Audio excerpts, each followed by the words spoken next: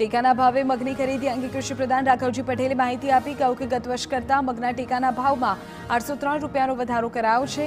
ગયા વર્ષે પ્રતિ ક્વિન્ટલ ₹7,755ના ભાવે થઈ હતી મગની ખરીદી, જે ચાલુ વર્ષે પ્રતિ ક્વિન્ટલ 8,658 રૂપિયાના ભાવે કરાઈ રહી છે.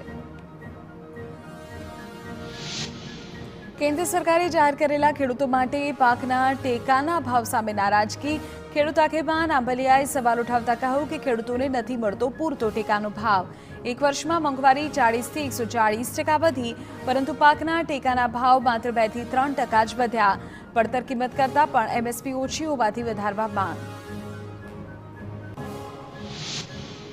ભગવાન જગન્નાથની રથયાત્રા પહેલા આજે જળયાત્રા જગન્નાથ મંદિરેથી શોભાયાત્રા સ્વરૂપે સાબરમતી નદીના સોમનાથ ભૂદરના આરે રવાના થઈ જવા ગંગા પૂજન અને આરતી બાદ 108 કળશમાં જળ ભરી મંદિરે લવાશે. જગન્નાથજી આજે ગજવેશનું શણગાર ધારણ કરશે. પરંપરા મુજબ ભગવાન જગન્નાથજીની જળયાત્રા બાદ 15 દિવસ પ્રભુ મોસાળમાં રહેવા જાય છે. આજે તેઓ ભાઈ બલરામ અને બહેન સુભદ્રાજી સાથે મોસાળ જશે. મંદિરથી સરસપુર સુધી ભક્તો તેમને શોભાયાત્રા સ્વરૂપે લઈ જશે, જ્યાં દરરોજ સવાર સાંજ ભગવાનને અલગ અલગ વાનગીઓનું મનોરથ ધરવામાં આવશે. અમદાવાદ ટ્રાફિક પોલીસ દ્વારા આજથી 10 દિવસ મેગા ડ્રાઈવ રોંગ સાઈડ વાહન ચલાવતા લોકોને પકડી ફરિયાદ કરાશે. જેઓએ પોલીસ સ્ટેશનમાંથી જામીન લેવા પડશે.